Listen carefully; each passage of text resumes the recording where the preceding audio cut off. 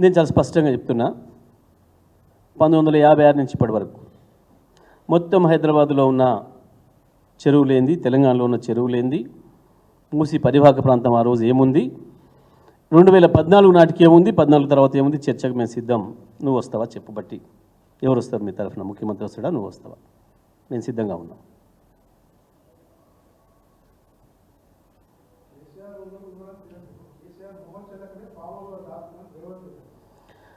మా చిన్న social media పిల్లని చూసే నీకు వణుకుతుంది, గడగడ లాగుదడుస్తుంది. కేసీఆర్ కావాలా దానికి? ఇంక ఇప్పుడే కేసీఆర్ కావాలా దానికి? అదే మరి ఏమవుతుంది? ఎందుకు అడుగుతున్నావు మరి కేసీఆర్ కామని నువ్వు? మా దానికి కూడా అక్కర్లేదు. మా చిన్న సోషల్ మీడియా పిల్లోడు బెంగళూరులో అరెస్ట్ చేసుకున్న వాళ్ళు కోర్టు నోటీసులు ఇచ్చి నీకు అప్పుడే కేసీఆర్ తొంకరావాడదా? మా అన్నీ దాటితే కదా, మా లెవెల్స్ అన్నీ దాటితే కదా కేసీఆర్ దగ్గర పోయేది నువ్వు.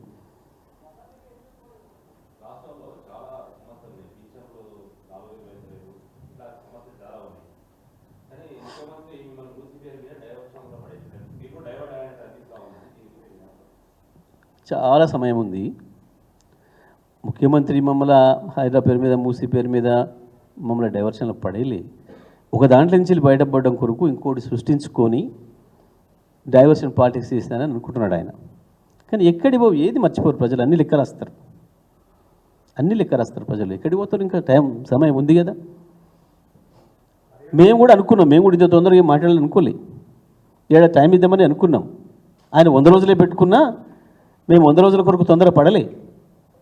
కానీ ప్రజలు ఏం మాట్లాడుతున్నారు, ప్రజల తిరుగుబాటు ఎట్లుంది, ప్రజల చైతన్యం ఎట్లా ఉంది, ప్రజలు బహుశా నాకు తెలిసి మొత్తం ఈ మధ్యకాలంలో మన రాజకీయ చరిత్రలో, సమకాలీన రాజకీయ చరిత్రలో మొట్టమొదటిసారిగా ఒక పార్టీ ఆఫీస్కి ప్రజలు మహిళలతో సహా, ఎన్నడూ ఇంట్లో నుంచి బయటికి వెళ్ళని ముస్లిం మహిళలతో సహా వందలాది మంది వచ్చి మీరు రండి మా తరఫున కొట్లాడని అడిగిన ఒక దృశ్యం ఇక్కడనే చూసినాం. ఇవాళ మేము తెలంగాణ భవన్ చూసి గర్వపడుతున్నాం. కేసీఆర్ కట్టినాడు చెప్పిండు ఆ మాట. తెలంగాణ భవన్ అంటే కేవలం ఒక బంగ్లా కాదు, ఇది తెలంగాణ ప్రజల ధైర్యానికి ప్రతీక, ఆత్మగౌరవానికి ప్రతీక, తెలంగాణ ప్రజలకు అండా ఇది అనే మాట కట్టినాడే చెప్పిండు.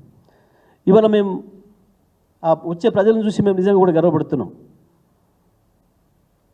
కేసీఆర్ ఆ రోజు చెప్పిన మాట, 2004లో ఇది ప్రారంభం చేసినట్టు చెప్పిన మాట ఇవాళ నిజమై తీరుతుంది అక్షరాల. ఈ రాష్ట్ర ప్రజలు ఎక్కడ దోపిడికి గురైనా, మోసానికి గురైనా, ఈ ప్రభుత్వం చేత ద్రోహానికి గురైనా ఇది మాకు ఒక కేంద్రం ఉంది అనే భావన, ఆ భరోసా ఇవ్వడం అనేది నిజం కూడా మేమందరం కూడా బీఆర్ఎస్ పార్టీ కార్యకర్తలు గర్వపడుతున్నాం.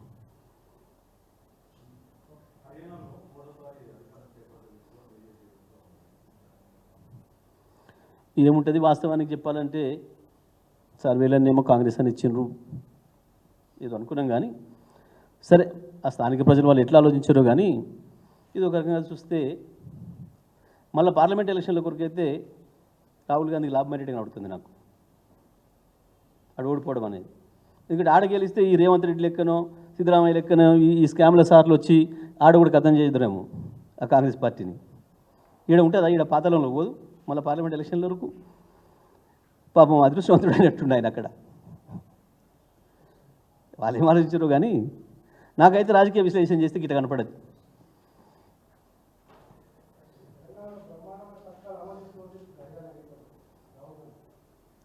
పాపం ప్రజలకు నిజం అర్థమైనట్టుంది అక్కడ. రాహుల్ గాంధీ ఏం చెప్పినా, ఎవరైనా చెప్పినా ప్రజలకు బెంగళూరులో ఏమవుతుంది, కర్ణాటకలో ఏమవుతుంది, తెలంగాణలో ఏమవుతుంది అర్థమైనట్టుంది.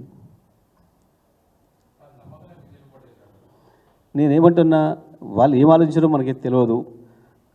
రాహుల్ గాంధీ చెప్పినవి తీసుకోలేదని కనబడ్డది.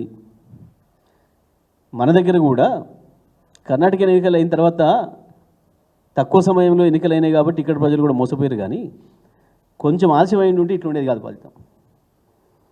బహుశా ఇది అయిపోయి కూడా 7, 9 నెలలు 10 నెలలు అయింది కాబట్టి హర్యానా ప్రజలు కూడా తెలుసుకుంటారు వాస్తవాలు. మళ్ళీ మనకొక సిద్ధరామయ్యో, మనకొక రేవంత్ రెడ్డి వస్తారని భయపడ్డట్టున్నారు. Okay, right.